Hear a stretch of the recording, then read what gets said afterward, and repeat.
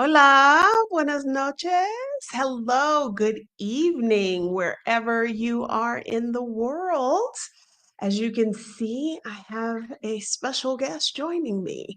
But before we jump into tonight's conversation, in case there's some new people here, maybe, just maybe the YouTube algorithm brought you here. First, let me say welcome to the Picky Girl Nation. I am Adelia Aborashade, aka Picky Girl Travels the World, and this is my channel where we talk about all the stuff we need to talk about so that you can live life on your terms. That includes money, travel, feelings, you name it. We talk about it all over here. I am originally from the US. I left 8.5 years ago, and I ain't ever looked back. And so I talk about that too on this channel. I'm glad you're here. Uh, if you would like to subscribe to the channel, that would be awesome. That way, YouTube knows to bring you more of this content to your feed. Hello to the folks in the chat. Low key, we thought we might be having this conversation by ourselves tonight, in the state of the world. But I also feel like the number of times I've said, given the state of the world in the last few months. Oh, but let me introduce this person in case you are new and you're like, who is that? I got it. Thank you. This is life and leadership coach extraordinaire. Also, my business partner, the other half of Reclaim the Retreat, and also my flatmate, roommate, housemate. The United States, we do not say flat. So this is Ivana, and I made her come hang out with me tonight to talk to y'all. Yeah, news to me.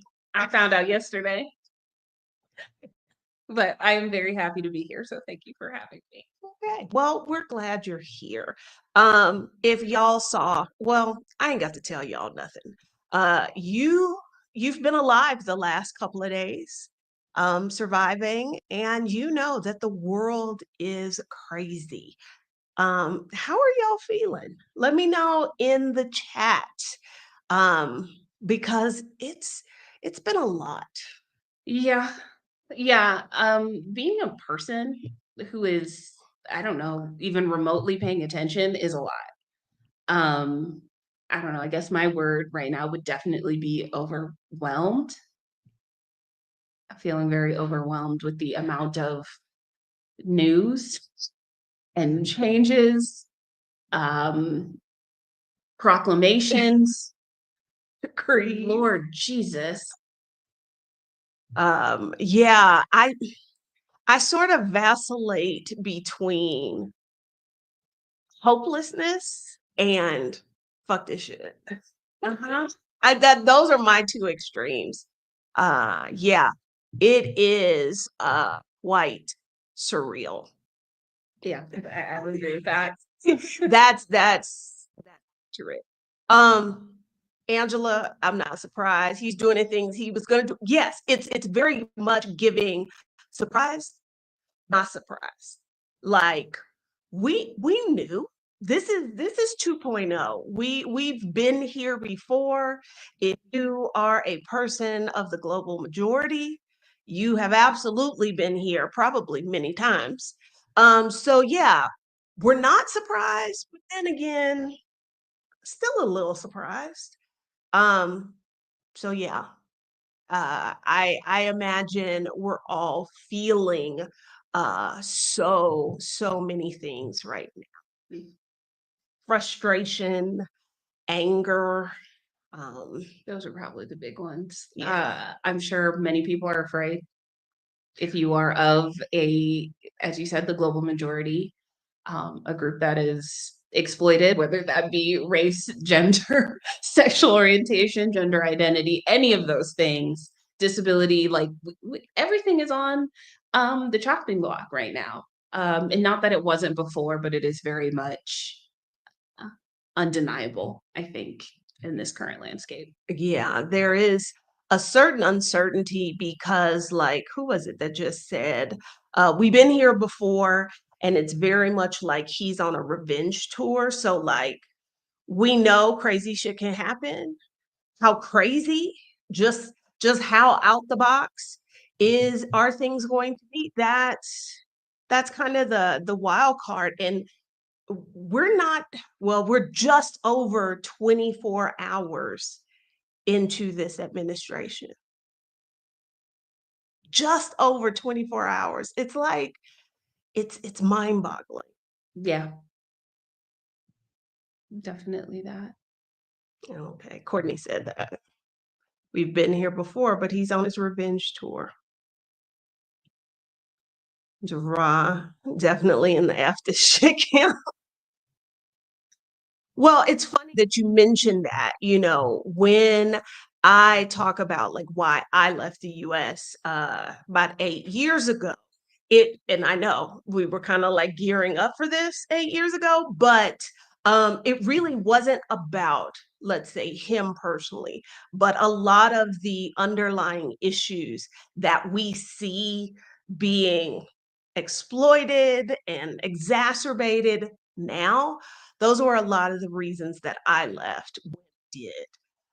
But everyone, that is not their solution to No, this I mean, situation. not everyone can or should leave, but I think it's also the fact that whether you are in the United States or not, his decisions and the decisions of the United States very much affect everyone, given that the US is a world power.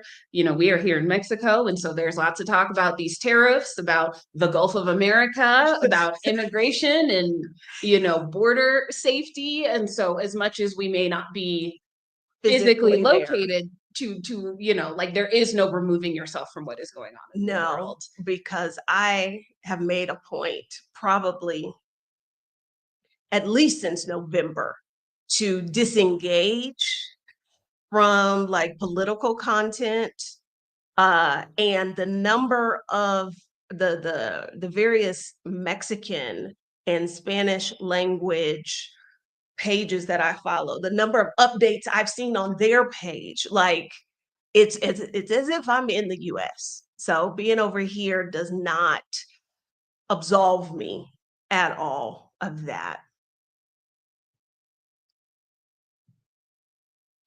Um, I saw I saw a post, and it reminded me of something I think it's important for us to remember is how we're feeling like that right now. That's part of their plan.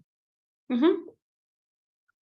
You can't, if you are, overwhelmed, and I think feeling hopeless and or kind of like, well, just fuck it all, then it is easier for them to continue on their bullshit, right? It is easier for them to continue to, create policies that are harmful for all of us, even if under the guise of being for a particular group of people, and to continue taking over, if that's the word, I don't know, but like that is the goal. Is we can't do everything, and it is easy to keep us despondent if they just throw everything at us all at once. Yeah. And it is easy, I think, to get caught up in the performative.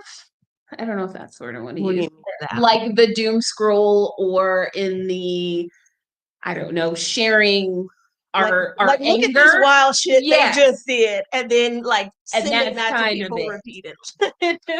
Whereas the reality is we have to continue living our lives. We have to continue using our power in ways that is actually beneficial to us and those people around us. Is it, I don't know, making the phone calls to your representatives? Is it, how are you participating and showing up in your community? How are you pouring into yourself? Right? I think that is part of what depletes us. Yeah. Is that we just get so hung up on the fact that it all seems so hopeless.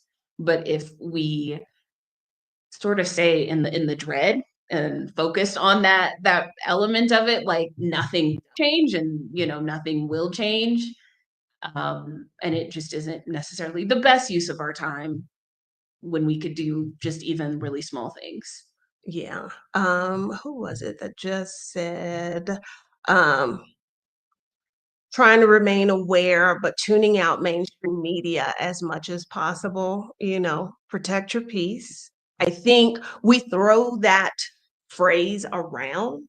I think it's time for us to get serious about what does that look like for me specifically?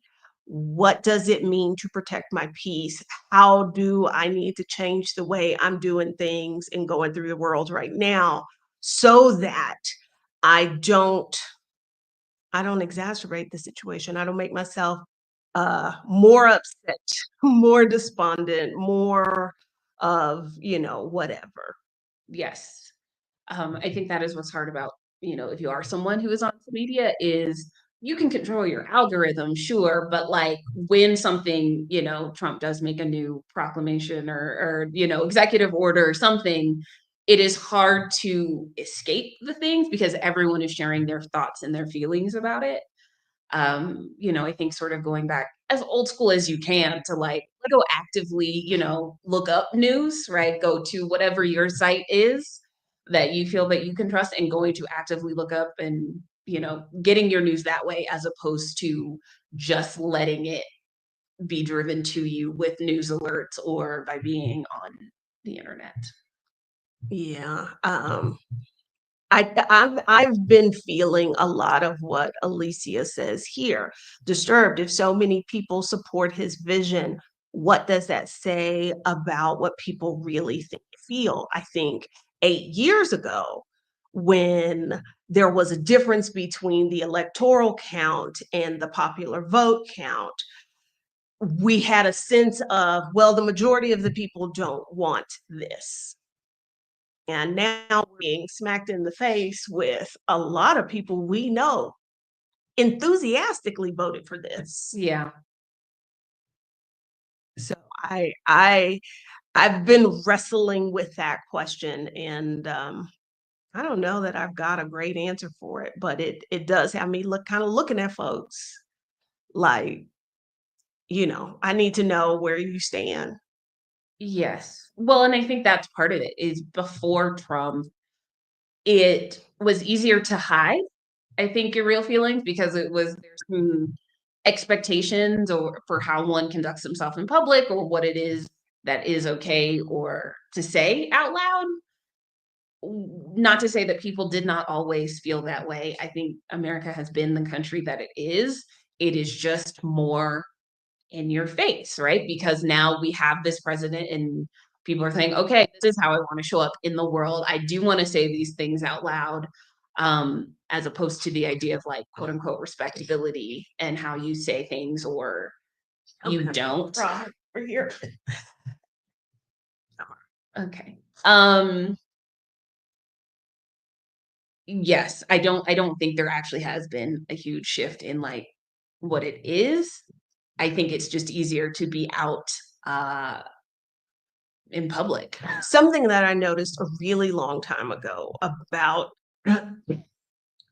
interactions with people, we often make some default assumptions about other people, what they think, how they feel, what they believe. Because, oh, I know such and such. We hang out. I'm not going to say we friends because I think people are a little generous with that word. But you're just like, I know this person. We do things together, and you make assumptions about things that they believe and things that they think. And over the last 8 years, like you said, people have gotten a lot more comfortable saying things out loud. And so now that kind of adds to it that, like, I was so wrong about this person, but we were making assumptions Right. about somebody we shouldn't have been. I think that comes from the idea that we don't talk politics, you don't talk money, you don't talk religion or whatever it is, because those things are not polite. We were very much concerned with the idea of polite and how and like how we look, right? As opposed to who is this person? Um, what do they believe? How are they showing up Yeah. in the world? Instead of interrogating and I don't mean that in the most aggressive way, but interrogating when you start to connect with somebody or there's this new person in your life, leaving stuff unsaid and making assumptions. That's how I ended up married to a man I shouldn't have been married to for 20 years. I didn't ask the right questions. And so now I have learned you got to ask all the questions of everybody. Stephanie asks, um, what are you going to do to not feel so angry or fearful or whatever? Um, for me, it is, I think, being on social media a little less, but also being very intentional about who I'm following. I love to follow people who are doing stuff, right? Or very creative and are showing up, Adelia and I sew. So, like, are there accounts that I really enjoy who have politics that I agree with, but also are honing in on their creativity and their skills or participating in something that, is just fun, Yeah. right? I think a lot of not being fearful for me is reminding myself that while there are many people who are on his side, there are just as many people who are not, and who are doing the work, I think, particularly at local levels, to be engaged in community and to try and educate and change things. And so reminding myself of that, because if I get stuck on the big picture, that's when I think it becomes very easy to not do anything. I too am trying to consume less social media and kind of lean toward stuff that is not related to the United States at all. So, I've been watching Bad Bunny videos for the new album, trying to work on my Spanish comprehension, which is really hard You with learned his new words today? oh, ojalá. Ojalá. Ojalá. So I've kind of leaned into that, and being on social media less is good for me because I was letting it suck time away that I shouldn't have been. But also, I am I do not what I noticed the first time around, there was a lot of I need to make people understand my point of view, where I'm coming from. I need them to understand the error of their ways. And I'm not playing that game this time. You believe what you want. What is it that there's a meme or something going around talking about don't engage with people who are committed to misunderstanding you? Well, and that was, I don't remember the exact words, but Toni Morrison has a quote talking about how, like, that is what racism and whatnot does, is it keeps us trying to, defend our humanity as opposed to actually just being human and living our lives and doing the actual work of what's the word I'm looking for? Dismantling things is like, focus on your people and on Yeah. community building, right? That is going to do way more for you than constantly trying to argue your personhood. Yeah, I have embraced that wholly. And I am leaning into my hobby, which I need to because I have a lot of fabric and I don't have a lot of clothes. So I might as well set about turning that fabric into clothes. Please understand, this is a conversation that happens anytime she has to go somewhere. Where are my clothes? What do I wear? To wear because I have these grand plans. And so far I have finished 4 projects and it is only January 21st. I got another one cut out on the table right there. And after we're done here, I'm gonna probably knock that out. So, I very much have tried to lean into those things that like bring me some joy, that don't stress me out, and focus on where I can help. Where can I do some work? Um, let's see. Yeah, I'll say I've been reading. That's also partially hyperfixation of it gives me something to do that feels good, but I think giving me better tools for understand because none of this is new. I think it's Mhm. something that we We need to remember. And so going back to the tools of the people before us of rereading, old speeches or the work of Toni Morrison and James Baldwin and Nikki Giovanni, like I don't need to reinvent the wheel. I need to tap into the work that is already being done and that has already, been done and the tools that have proven to be helpful. Yeah, yeah. I mean, we all got that list of stuff, of things that we're like, I want to do this. And it's just been sitting there on that list. And now the great time Yeah.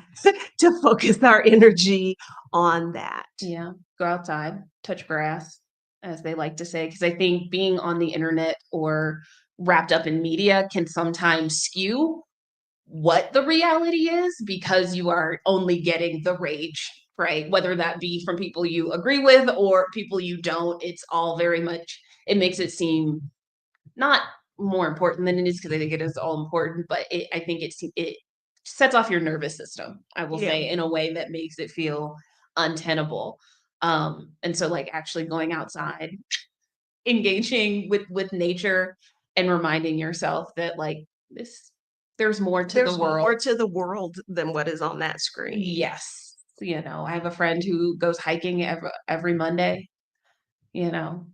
I'm not going to do that. But I support you in finding your thing to go and commune with nature.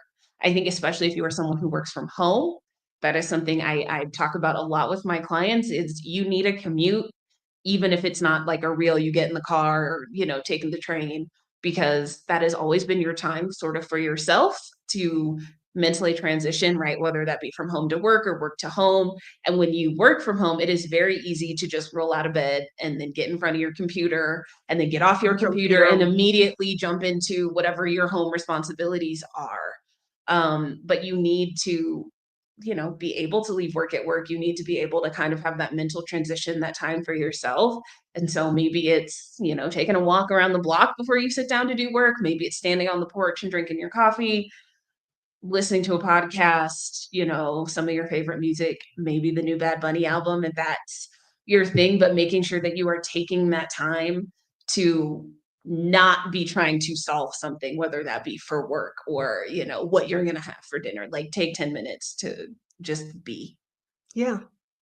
I think we've kind of felt like, I don't know, I don't want to say like our whole lives that like when there's a when there's an injustice, when there is something wrong, like we got to jump on that. We've got to give it our all.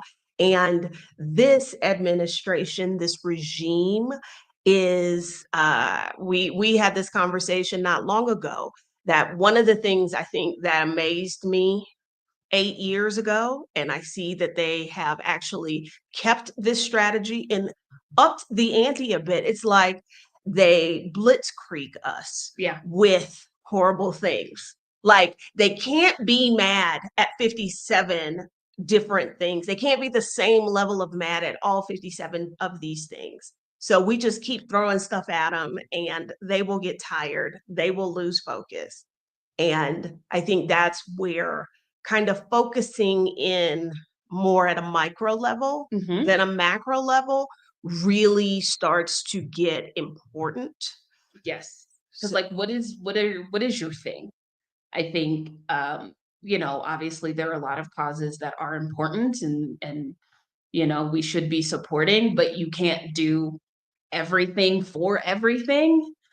And so I think it's finding your thing and trusting that there are other people who are going to put their time and energy into some of those other causes that you may be feeling called to. yeah. Because, you know, you cannot, this, I think one of the, I don't want to say mistakes, but maybe like misguided beliefs is that this fight is, we're looking at a 4-year fight. That would be nice, but the changes that are happening are very have long-term repercussions. Yeah. So this is more than just the next 4 years, and I think, we've got to kinda internalize that this is not a sprint. This the changes, the way in which they are trying to change the fabric of the country is very intentional, very far reaching, and this is not, "Okay, we get this person out, we can breathe a sigh of relief." I think that was sort of maybe a mistake 4 years ago. Mhm. Because we thought, oh, this was a mistake we made. Everybody came to their senses. And now not that this is the greatest solution, but we're like back on a path we can work with. And these folks are playing a very, very long game. And have been. Yeah, they have been. So I think we have to think about the areas we want to focus, the causes we want to champion, the people we want to support. We got to think about that more in a longer term way. Mhm. And Um, I think on a local level, like, I think it is easy to think about the big things or, president or your senator or, like, those things, but what can you do where you live to support whatever your cause is, whatever your thing is, right? Where can you step in for your community and in what ways? okay, and let's talk about community a Okay. little bit here, um, because I think, well, community is a big part of the work that we do together. It's a major tenant, pillar of Reclaim the Retreat. Those of you that are here watching this live, you know are invested in this community. We've talked about how capitalism, as we know it, has us trying to do things alone that should be done in community. And so I think it's important if we're going to not only survive this for however long this thing exists, we've got to like examine. Yeah, because I think it goes beyond surviving the current state of things, but even creating something that is good, that is, actually serving of us and the people around us. That requires you can't do that by yourself. Both the creation of it, but I also think the imagining of it. I think that has to be done in community. And I think we have to be very expansive about our Mhm. ideas of community because I know we're here because obviously of you and there is something that you have in common. And I think there is an element of your community, right? That is people that you like and are your friends and that you know about. But then there's gotta, like I think the idea of community as a whole is bigger than that. Getting to know your neighbors. It doesn't mean liking your neighbors, but I think it is something of who is around you. Like I said, those local groups that you may or may not be participating in of just getting to know in the real world. Can you say more about I already don't know what I said. Continue. okay, you said something about community Yes. with people we don't like. Yes. Okay, can you say more about that? Because I think that when we think about community, we're thinking about like our circle, our people, Yeah. our homies. I think a community is sort of a set of concentric circles, right? You have like your best friends or your family and the people that you know and you love and like have very intimate relationships with. Then there's like the outer circle of maybe they're not your besties, but these are people that you know or like I don't know, maybe even like colleagues, right? Like people that you interact with that you may not be best friends with, but generally you feel good about them. And then there's like the bigger picture of like where you live, right? Or that you maybe share an affinity group with. You're not going to like everybody in there. Like, I don't think being of community means that we are all best friends, that we all like each other, but it does mean that we are in this for the bigger cause of making where we live a place that everyone can feel safe and comfortable and, can participate. I think we conflate liking somebody with like deservingness sometimes. Like, I'm not saying you need to be around people who like actively are trying to, eliminate your existence or not believe in your idea. Like, that I think is a bit far stretched, but it is like those are people that are technically in your community. I think about like the Los Angeles fires, right? And so many people came together to support the people in need.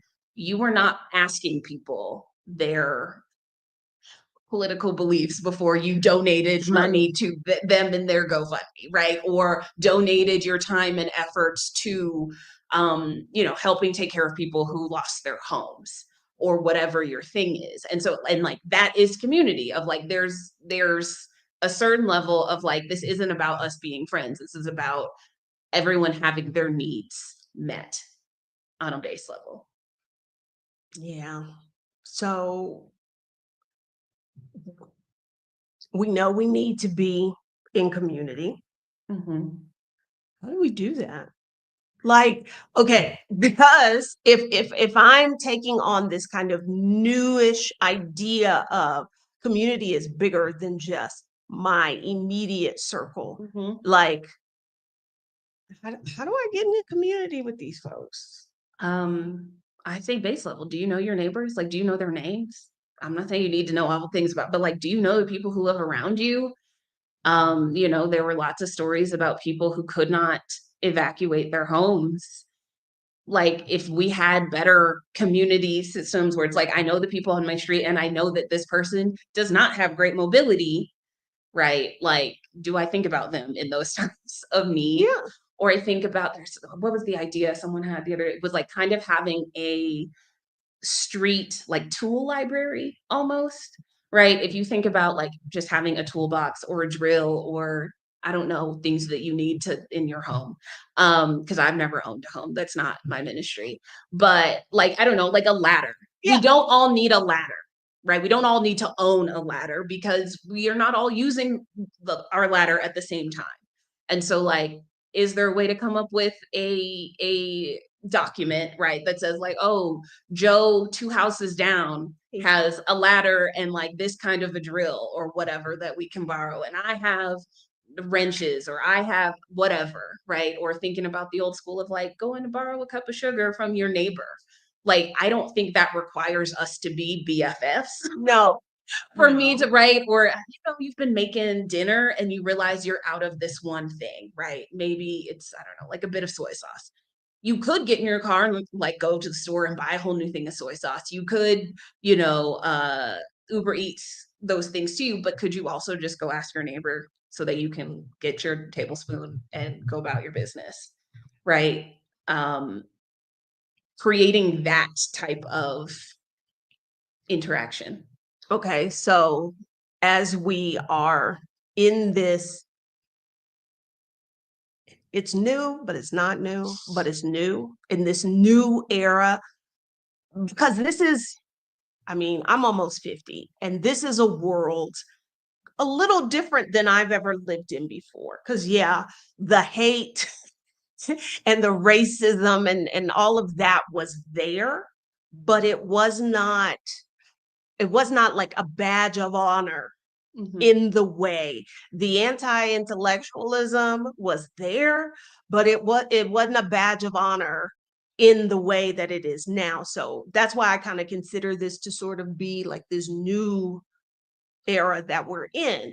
So what does that look like when somebody in your who you might think might be in your community might not be a safe person for you? But I think safe in what way? Because I guess I'm thinking there are those people who we do not align politically, and they are not someone I'm going to have these long term, conversations with, or I'm going to try and change their mind. But I don't know. I guess I'm thinking about, that like old white lady who lives on the corner who's very nice, like courteous to you.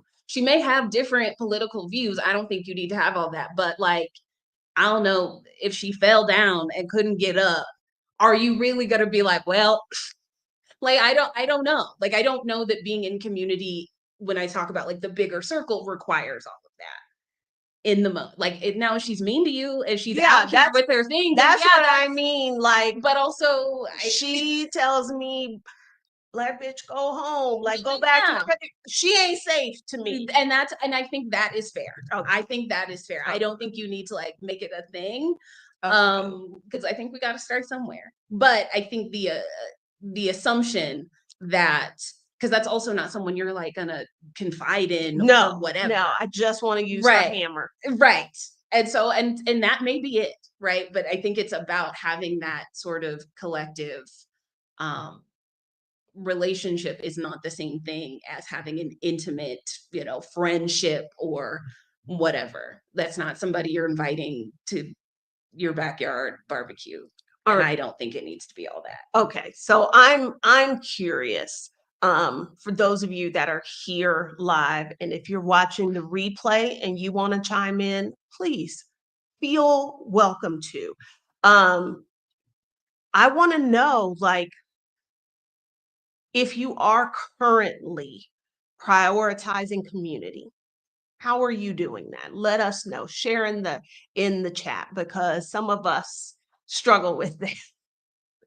What were you Yeah. gonna say? No.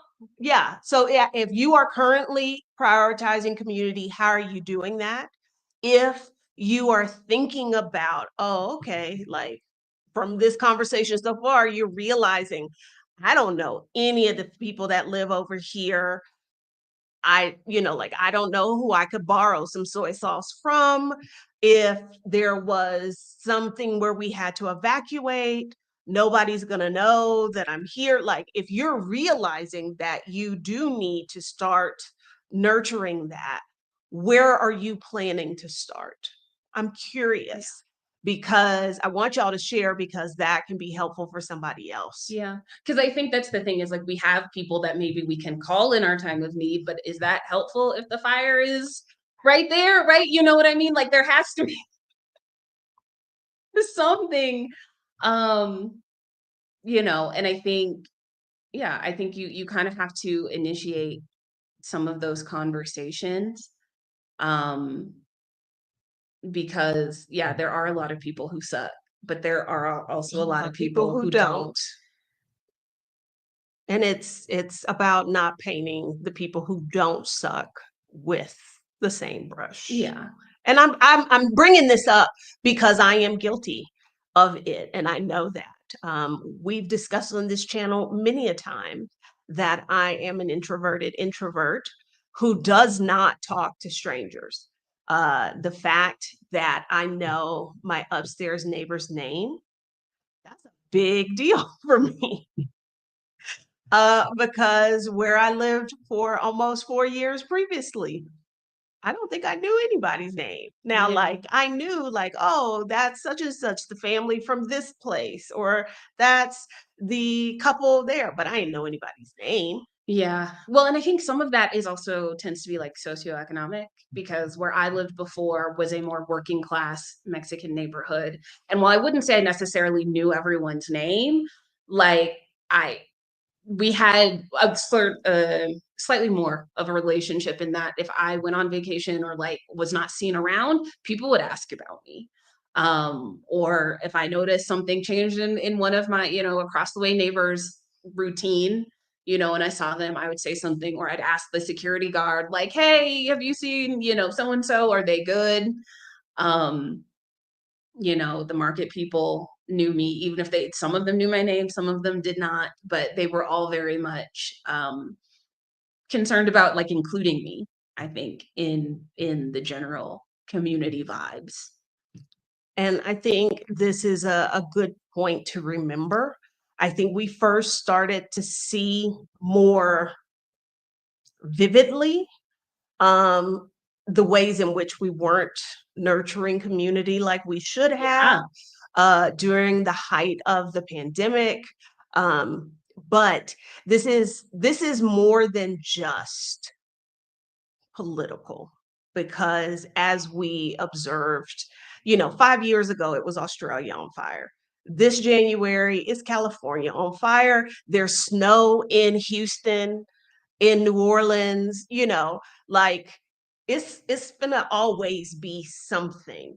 So it's, I don't know, it would behoove us even more so to to pay more attention to nurturing community than maybe we had been previously. Mhm. 'Cause I think sometimes it also is like, "Oh, to meet my neighbors or know my neighbors, we need to, like, have this big conversation," or, like, whatever. You don't. Maybe somebody new moved in, you know, I don't know if you give them a baked good, kinda go old school and a note and be like, "Hey, I live here, you know, This is my here." name. Right, "This is my name, this is my number," you know, or, "These are the people that are in my house," because that can also be helpful. Particularly, I think sometimes if you have kids, like knowing that those people over there also have kids. And I know someone recently told the story about their neighbor's house being on fire and their child was home alone. And because they knew that neighbor was free to be like, hey, got to get you out of the house. You know, the child opened the door for them in a way that, like, if I didn't know anybody, and I know I grew up with the don't answer the phone, don't answer the door, right? But if someone's genuinely trying to help you in a situation like that, you want your kid to have someone to go to, someone to, you know, should you not be in the moment.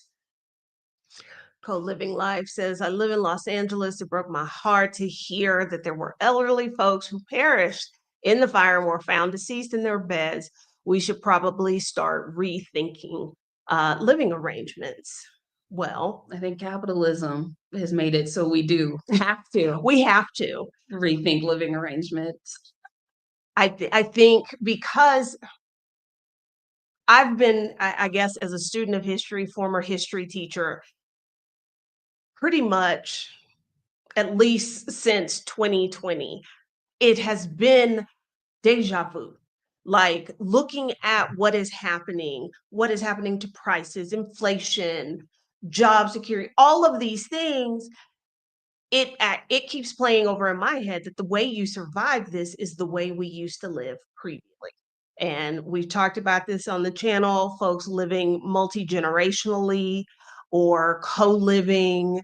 Um, you know, again, the idea that, well, I have to own, I live in this cul-de-sac, I have to personally own the lawnmower, the weed whacker, the drill, that like the way capitalism is kicking our ass right now, that's not possible. We have to, I almost hate to say, use collective economics, but low key we do. Yeah. We have to rethink a lot of the stuff that we were so intent on, like, I have to do this, I should own this, and look at a way in which we can share things because the way prices is going up and the way wages are not, Yeah. I Like don't know that what is, else I could think happen. that is where community comes into play of being able to help each other meet our baseline needs in a way that the world is not set up to. Okay. Uh, was that Destiny? Yes. Been working on talking to my neighbors, PR envy. I always make a point to know my neighbors. Do they have your number? Because in the world we live in now, we need to have folks' phone numbers. Um, going through the comments. They said having a dog helps, and that's true. When I would have to watch Adelia's dog, what I hated the most was that people were gonna talk to me. And, like, I don't do mornings, and so I'd have to be outside in the mornings with the dog. But once again, it is very nice to at least have it's an icebreaker, I think, if you are trying to get to know your neighbors. Like, you don't even gotta know their names, just know their dog's name. Yeah. Yeah. The number of times we've been in the elevator, and that's where the with people from different floors in this building, and that's where the conversation starts. Like, "Oh, you have the little dog," or "Oh, you have the big dog." Yeah. Yes, definitely that. Also, if there are, like, community events, I know libraries are getting hit hard right now, but they are a really great space to go to for a lot of either knowing what's going on in your community type of events or even just book events and random things they'll do. I don't know. Your local library is a very great resource, and we need to use those. I was going to say we need to use those more, the almost in a way to like human shield them. Like if we're in them more, hopefully it's more difficult to take away their funding. Yeah. Even if like you're new to an area, go to the library. They always need volunteers because their budgets are never what they should be. Hmm. As an introvert, though I am more intentional about socializing, going out to community events. Yeah. Yeah. I know the price of eggs has been a hot topic the last few months. And a lot more communities have like community fridges or, the food bank, whether that's volunteering at the food bank, contributing to, community fridges and like talk to the people who, I don't know, maybe are at the business that are hosting or sponsoring that community fridge. I think are ways to just casually get to know people. I think once again, it does not have to be a big thing. We do not have to be best friends. You don't need to know anything, but like introducing yourself or, whatever, I think is very much an easy place to start. All right. Can we talk about Nextdoor? Because Wow. well, I was not someone who used this when I last lived in the States. I don't think this was a thing. But my friend added me as her like emergency contact on Nextdoor. So I thought to myself, oh, I should probably set up an account if something happens to her and these people are reaching out like, hey, I'm the neighbor down the street of your friend, blah, blah, blah. The caliber of the posts that I am seeing are making me regret that decision. So are y'all having good use of this? Maybe these people just suck in this neighborhood. I don't know.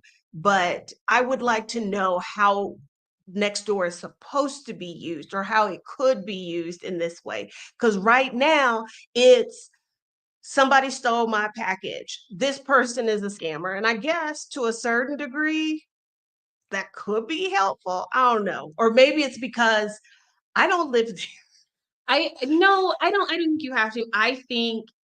But I think it is just a way for people to complain and like kind of stoke fear because but I think the fact of the matter is that the US is a police state and with things like Nextdoor and Ring cameras and things, we have also given that to individuals. It's like, this is what I need to be protecting my home and my space. And when it really just ends up being a racialized Okay, so it's thing. not just me. I don't think so. Okay. No, because that's the thing is like I understand that it sucks that your package is getting stolen, and I think that's one maybe a thing to go talk to your neighbors about. Could we all be looking out for each other? But it's also I think another sign of the current system is like people are stealing things because they are not being taken care of by the government in the way that we're supposed to, right? Because we are not able to afford the things that we should be able to afford.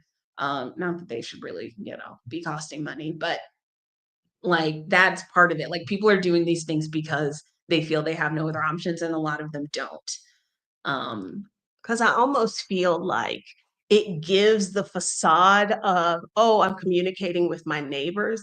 But what I'm not seeing is, hey, like it's 4th of July, let's hang out in the cul-de-sac or that kind of stuff. It is literally all complaints. I'm trying to give away these puppies, you know, don't hire this person because they scammed me. It's all that kind of stuff. I'm not seeing Actual community building. yeah, I'm not seeing that. And, as we kind of touched on a little earlier, it very well could be that, folks don't know how to use it to maximize the benefit of it. Okay. So, what I'm seeing in the chat is that my experience with this app is not unique. No. Not unique at all. Um, so we talked about community, Mhm. like really leaning into being intentional about building it.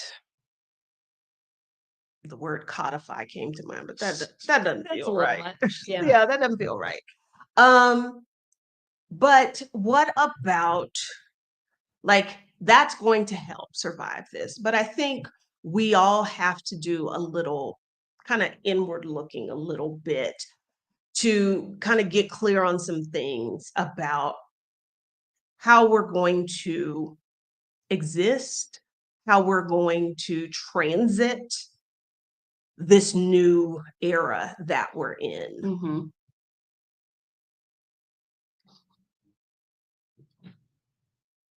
You got more to say about that? Is that a question?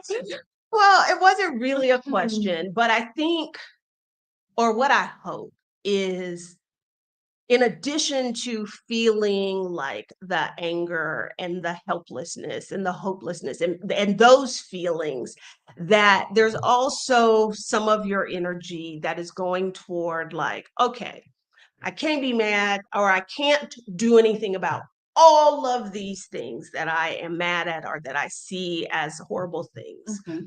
Where am I going to focus? What is important to me?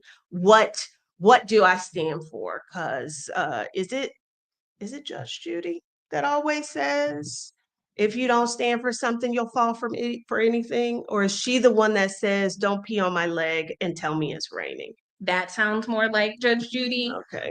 But I don't know who said what, when you stand for nothing, you'll fall for anything. I just know it as a saying. Okay. All I right. don't think we need to Well, attribute it to. I think we need to personally need to get really clear on what are our issues, what are the things that matter most, for the exterior, the outside, but also for ourselves. If I'm going to protect my peace, what does that look like for me? Like, being able to maintain my free time or my low stress way of life. Because that's something that's really important to me, then I need to make adjustments to make sure that I'm making choices that support that. That's what I'm thinking. Mhm. Yeah, I think that is, excuse me, really important of having those elements in your life. I think even more than it always has been, where are you spending your money? I think is really important. One, because I think part of the problem is we have been trained and conditioned to continually be buying whatever it is. I think the world of Amazon has also created this idea of like convenience of like I should be able to get almost anything I want tomorrow. Um, what do you get if you wait, right? What can you get something that is of a better quality? Do you actually need that thing? And this is me talking to myself, okay?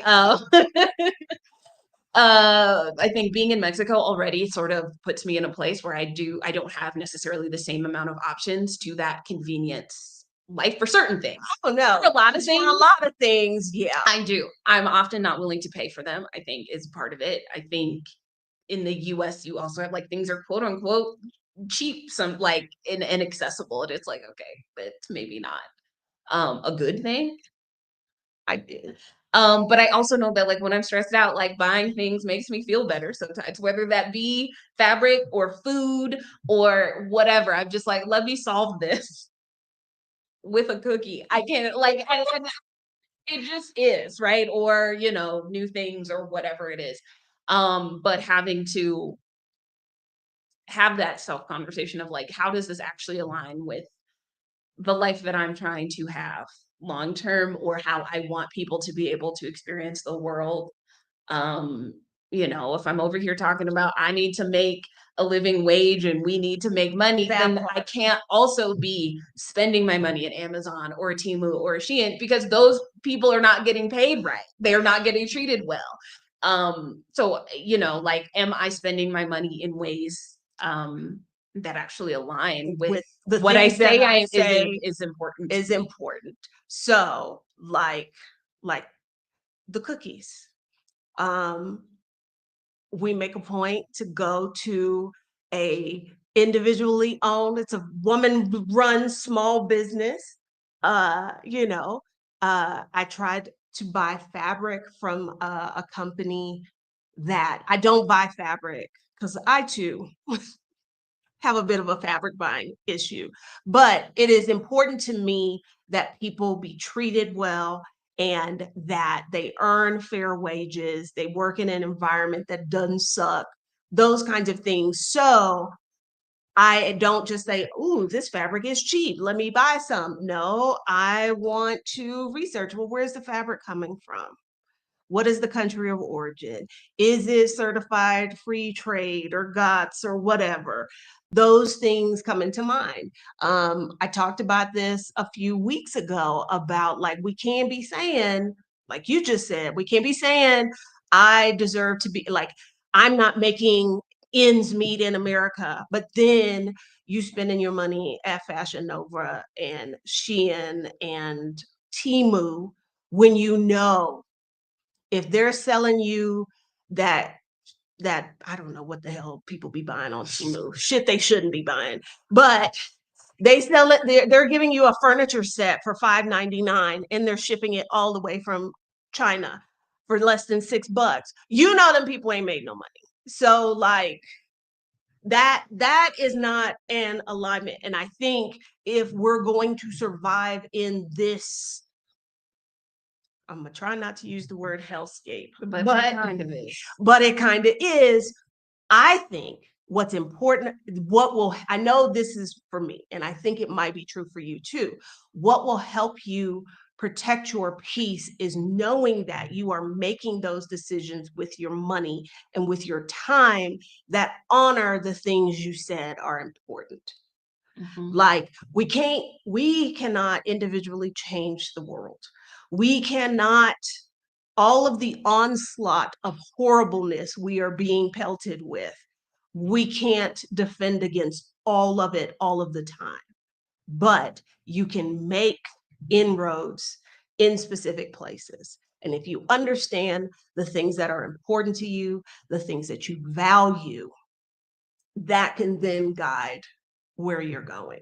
Yeah. We talked about this a little bit last week when Libria Jones was on the channel. I feel the same way now I felt then, which is why we are hosting that should why does that say that? That does not say what it's supposed to say. Okay. We're hosting a workshop. You talk. I shouldn't type and talk at the same time. Thank you all for being here. We're hosting a workshop February 1st, From Intention to Action, aligning your time. I don't remember the rest of what we called it, but the point is if we are going to be intentional about how to dig our money, our time, and our goals, what are the actions? How do we tie that to the actions that we are taking on a daily basis?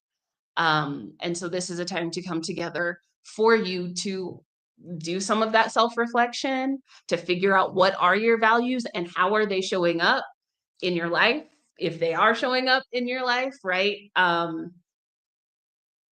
Yeah. No, I was just thinking, like, given we are being bombarded with so many horrible things from these horrible people. And I think what keeps us out of a space of just dire straits and hopelessness is having this, like, I know that this is what I stand for. And I know that how I am supporting the folks in my community with my time, the donations I am making with my money, the consumption choices that I am making as an individual, I know that those things are in alignment with the things that I value. I think the reward, the serotonin Mhm. that comes from that is what helps you protect your peace for the next 4 years, the next 8 years. Oh, yeah. How long we gotta deal with this Here are shit? the things that I'm doing as opposed to here's all the things I could be doing and I'm overwhelmed and I'm doing nothing. That's the thing, because it's very easy to be in a space of overwhelm to where you just like, I can't do anything. I can't handle any of this. And that's not going to save us. Mhm. That's not to say you can't be in that space and feel that way in the moment. Yeah, I think feel your feelings, but you can't let that bring you down. You know, there's a limit to where like we gotta if you want to feel differently, you have to do something different. So, um, that's what I got. That's what I think. Um, I am going through your comments to see prioritizing rest, emotional health, cultivating conscious spending habits. Yeah, I think that's a good way to go. Um, I think you hit on something with convenience. I have had to have some chats with myself about convenience because, particularly with like delivery apps, I am forever watching docuseries on YouTube, and they were doing something about the profitability of the various food delivery apps, Uber Eats or whatever. yeah, rideshare apps. And what I learned was very disturbing. That basically they're never going to be profitable, and the person who gets screwed over is the delivery person. And I don't want to be part of that, but I also don't like leaving my house.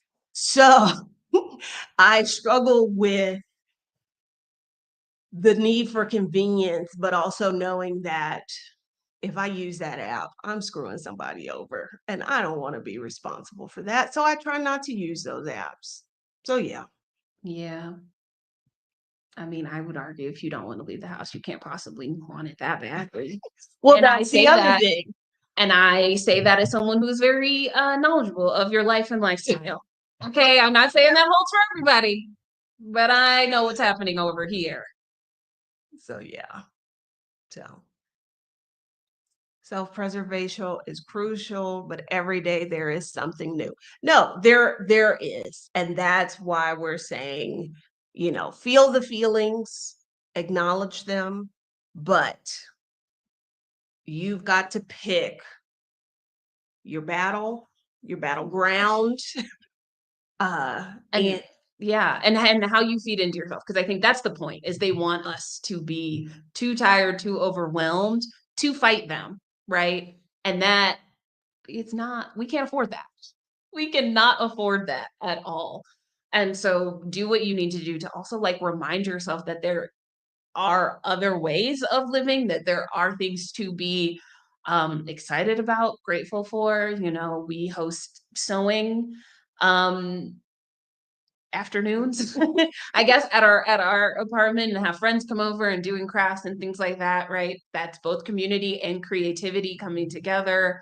You know, what can you do? And we talked about community groups and going to the library. Maybe your local rec center has a sport, a class, something that you know, your local parks and rec that you want to do. Like there are ways to I think connect low level, right? Are there yeah, ways in which you can participate or use your time for causes um, and for yourself? yeah, small actions. We talked about this on the other YouTube channel, the Reclaim the Retreat channel. We talked about the power in small actions, and I know it does get to feeling like so much. And it's like, well, if I can't make a huge dent in this pile of shit. Like I'm not doing anything. And no, we all just gotta do a little bit. Yes. Um, that's what we got for you today, guys. I'm hoping you found this conversation beneficial Insightful. and that, having a place to come and share how you were feeling, I hope that was helpful. Um, like I said, if you need some help with sorting out what's important to you, your values, and getting aligned on that, come to the workshop on the 1st. There is a link for that in the description. Another thing, there is a link in the description to get on my mailing list.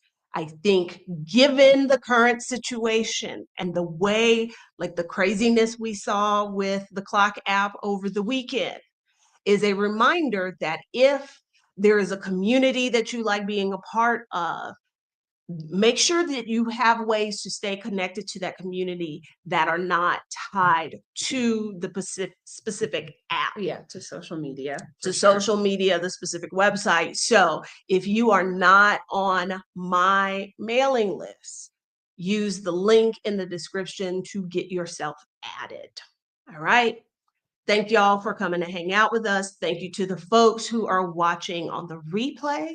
And I will talk to y'all next